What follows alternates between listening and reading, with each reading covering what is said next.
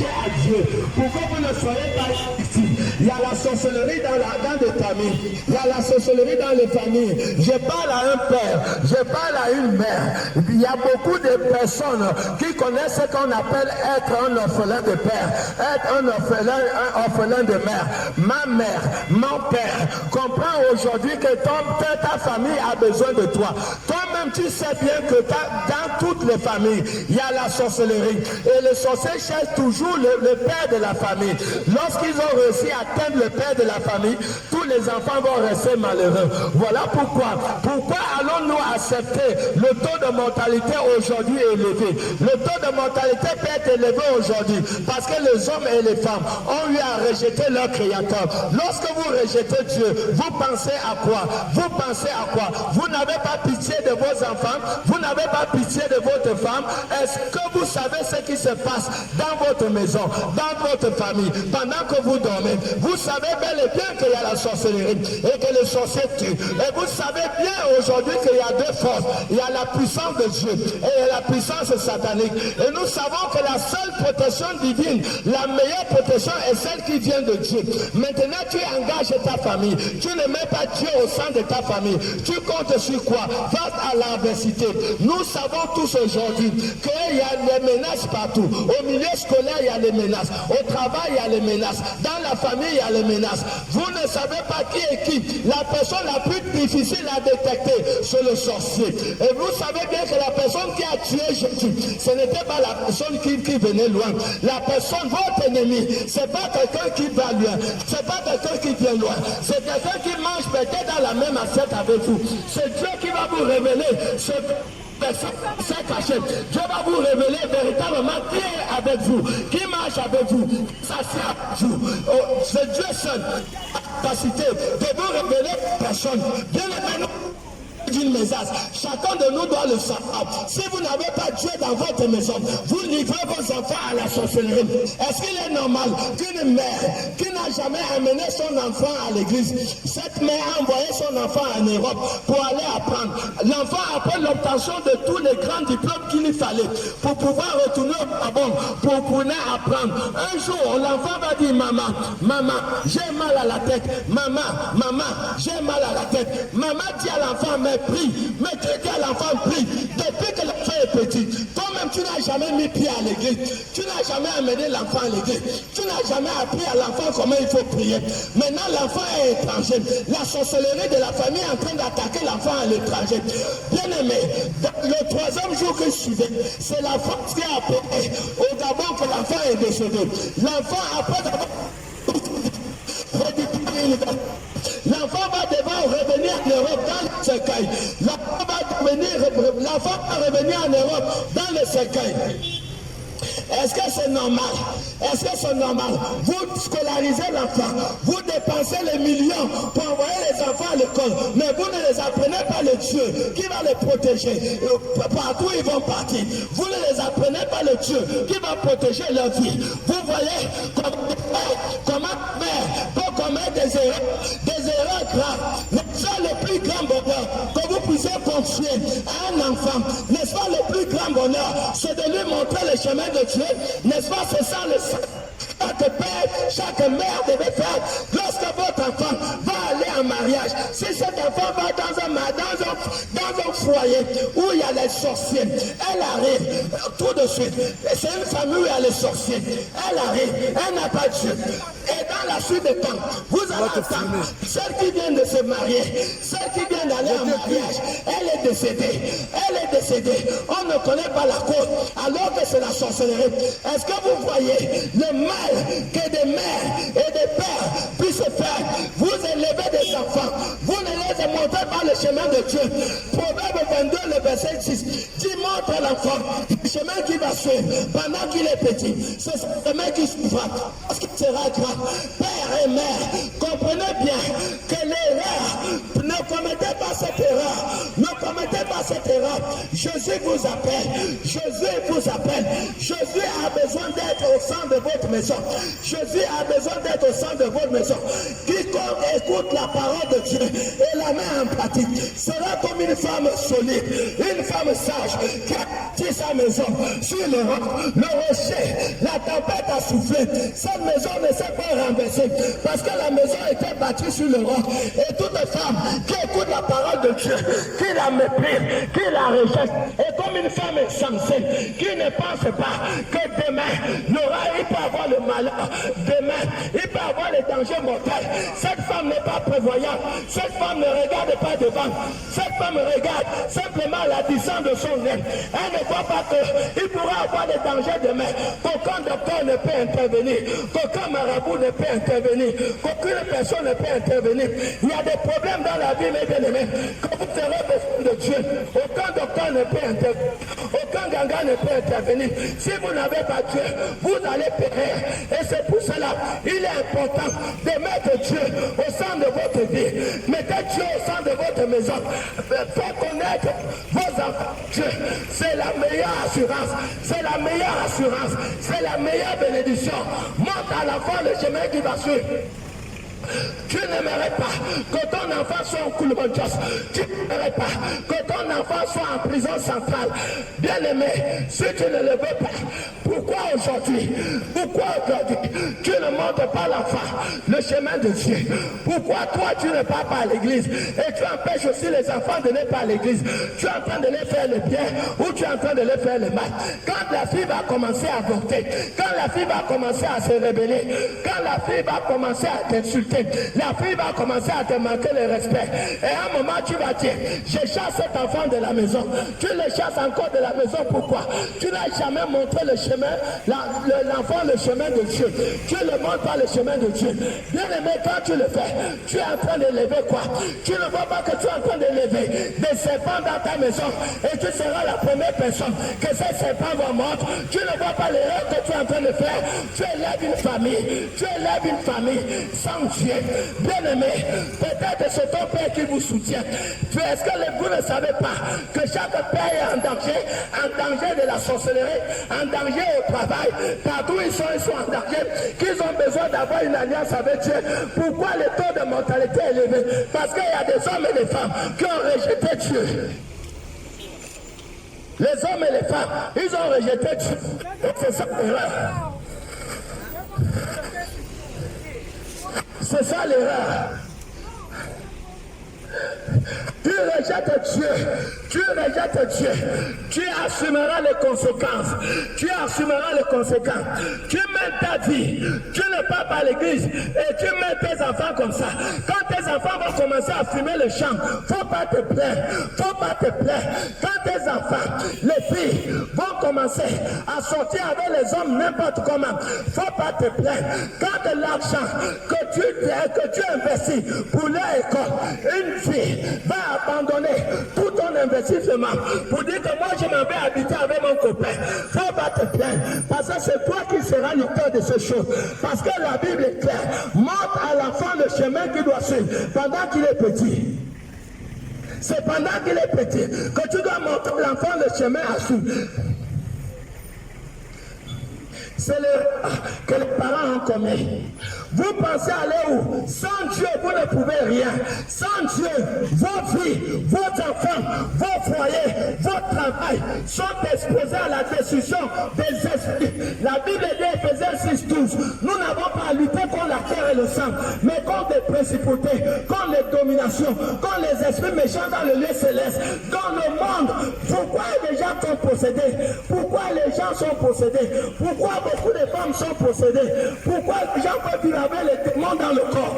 Parce que le monde vit sous une menace. Si vous n'avez pas Dieu, vous êtes foutus. Vous n'avez pas Dieu, vous ne pourrez jamais atteindre votre destin. Et tous ceux qui n'atteindront pas leur destin auront des problèmes devant le jugement de Dieu le dernier jour. Parce que Dieu ne t'a pas envoyé venir te balader sur la terre. Dieu t'a donné un potentiel. Dieu t'a donné un talent. Tu peux faire valoir ce talent pendant que tu vis. Parce que le dernier jour, Dieu va te demander le corps. Dieu va te demander le corps. Il dit cherche d'abord Dieu et cherche la vie juste. Et tout ce que tu as besoin te sera donné par-dessus toutes choses. Cherche Dieu.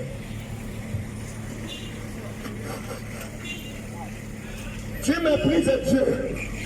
Tu ne pourras pas t'échapper. L'esprit démoniaque, la sorcellerie va te faire sa cure. Tu auras des choses que tu n'arrives pas à expliquer. Des choses inexplicables.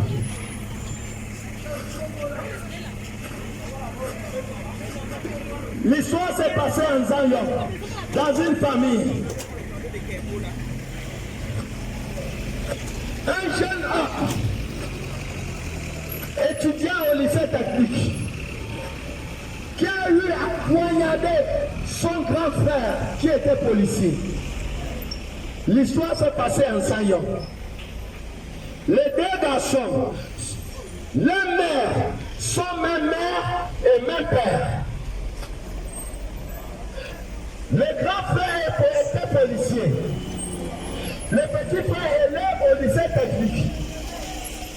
Les deux vont déclencher la bagarre. Le petit frère va poignarder son grand frère qui est policier à mort. Ce jour, lorsque la police est arrivée au quartier, ce garçon a été attrapé. Lui, il est parti en prison le même jour. Et le petit frère est entré dans la terre. Voilà les malheurs qui peuvent arriver dans une famille. Lorsqu'une famille ne prie pas, je vous donne, il y a des événements comme ça multiples. Il y a des événements multiples comme ça. Vous ne priez pas, vous n'allez pas à l'église, vous livrez vous exposez votre famille au danger. Le diable est le Dieu de ce monde. Les esprits contrôlent beaucoup de choses sur la terre. Ils contrôlent les gens, ils contrôlent les humeurs. Il contrôle le comportement des gens, le caractère des gens. Maintenant, si tu n'as pas Dieu, comment penses-tu t'en sortir? Tu vas t'en sortir comment? Tu rejettes Dieu, tu fais le mal à qui? Tu fais le mal à toi-même. Parce que le jour que tu vas mourir, tu vas croiser Dieu. Dieu te demandera les comptes. Pourquoi tu peux te faire un grand mal? Tu vis, on te parle de Dieu. Dieu ne demande pas ton argent. Dieu ne demande pas ton matériel. Dieu veut simplement que tu changes de comportement. Dieu ne te demande rien. Mais pourquoi tu vas permettre qu'un jour, tu vas mourir sans avoir établi une relation avec Jésus? Pourquoi tu vas te permettre un tel malheur éternel? J'ai défini cela comme un malheur éternel. Apocalypse 14, le verset 13 dit, heureux dès à présent, les morts qui meurent dans le Seigneur. Quel malheur de mourir comme un païen. Quel malheur de mourir comme un païen. Comment peux-tu te tromper jusqu'à ce niveau?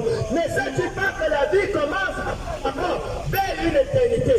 Mon ami, la vie commence le jour que tu meurs. La vie commence le jour que tu fermes les yeux. La vie est éternelle. Nous sommes dans le temps. Le monde est une interruption de l'infini. Nous sommes dans le temps.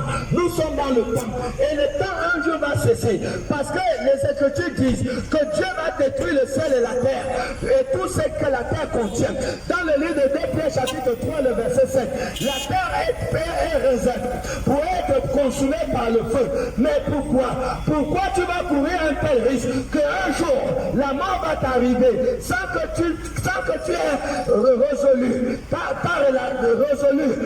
de te réconcilier avec ton Dieu? Pourquoi tu vas te faire un tel mal? Le monde physique va te donner quoi? Tu ne vas rien amener. Tu peux être puissant, tu peux avoir des voitures, tu peux avoir l'argent, mais ça c'est pour un temps. Mais quand ta vie va finir sur la terre, tu vas aller où mon frère? Tu vas aller où ma soeur? Pourquoi? Nous ne sommes pas des animaux. Dieu nous a créés avec une conscience. Bien aimé, la vie continue. Même le jour que tu meurs, tu vas voir ton corps est là pour t'amener à comprendre que la mort c'est simplement la chair. la chair qui cesse d'exister. Mais toi-même, tu continues à exister. Tu vas continuer à exister, soit au paradis, soit en enfer. C'est maintenant que tu dois prendre la décision. Prends la décision aujourd'hui d'accepter Jésus. Prends la décision aujourd'hui d'accepter Jésus. Mon ami, je suis en train de faire ma part. On ne se connaît pas. Je suis la voix qui crie dans le désert. On ne se connaît pas. On ne se connaît pas. Je fais ma part. Je fais ma part. Je t'amène à comprendre que vanité de vanité, tu ne vas pas amener même une aiguille le jour que tu seras dans le cercueil. Et c'est ça la vérité. Et le meilleur jour de l'homme, c'est le jour que Dieu vient prendre son esprit. C'est le meilleur jour de l'homme. Le meilleur jour de l'homme, c'est le jour que l'homme se sépare de la terre. C'est ça le meilleur jour de l'homme. Et c'est ce jour que tu dois être concentré. Tu dois concentrer ta vie sur ce jour. Pour que ce jour n'arrive pas sans que tu aies établi une alliance entre toi et ton Dieu. Ne permets pas que ce jour arrive sans que tu aies établi une alliance entre toi et ton Dieu. Ça serait mal fait. Ça serait mal fait, mon frère. Ma soeur, regarde, je suis dans le soleil. Et Dieu est témoin. Les camarades du ciel sont en train de filmer. Et je sais que tu entends. Mais si tu es un enfant de Dieu, Jésus a dit, mes enfants connaissent ma voix. Si tu es un enfant de Dieu, tu ne vas pas reconnaître la voix d'un homme, mais tu vas reconnaître la voix de Dieu qui est en train de te parler en plein soleil.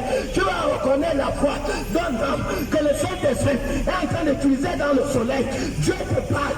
Si tu as la sagesse et l'intelligence, c'est maintenant qu'il faut comprendre.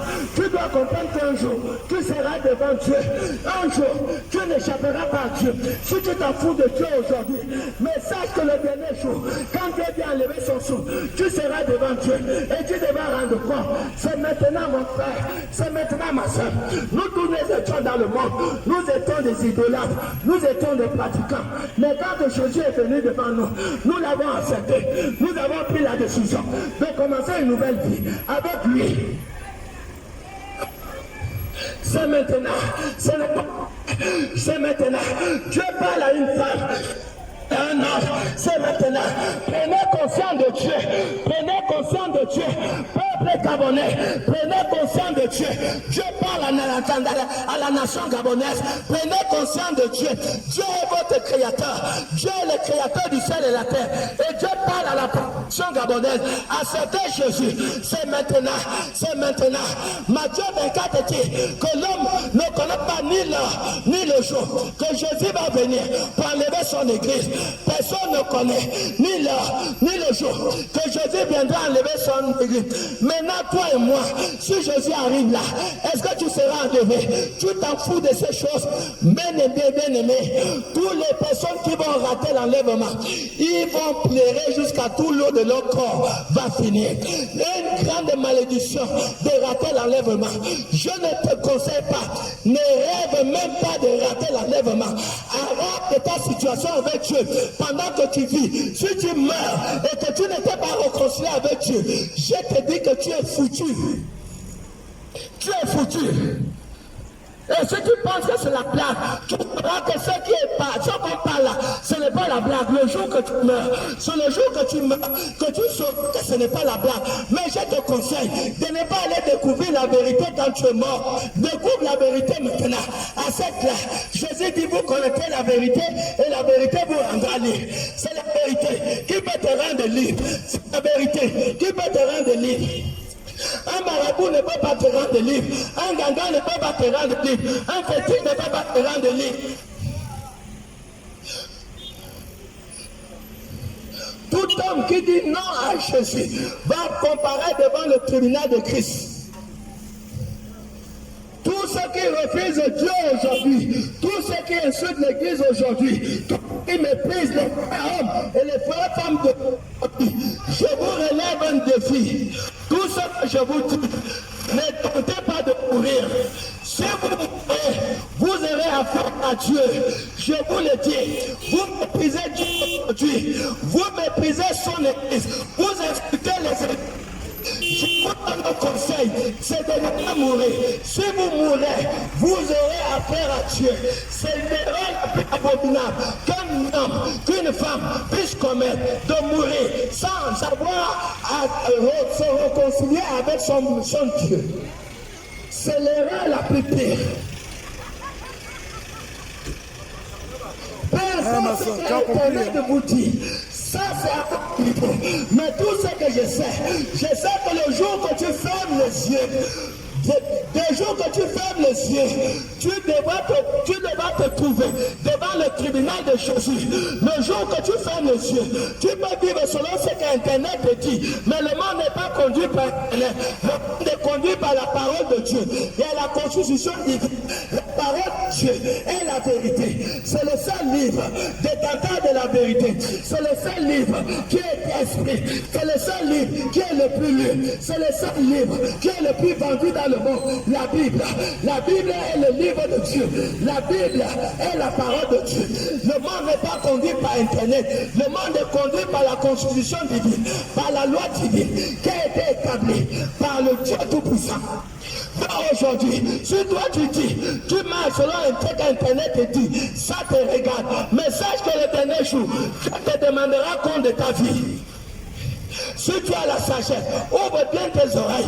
Ouvre bien tes oreilles. Si tu méprises Dieu aujourd'hui, le jour que tu meurs, tu seras devant le tribunal de Christ.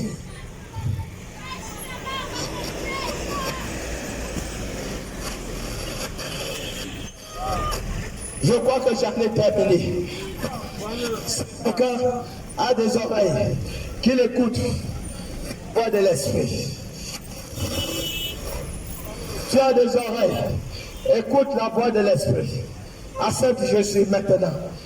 Accepte Jésus pendant que tu vis. Si tu meurs, ça serait trop tard. Que Dieu bénisse ta parole. Amen.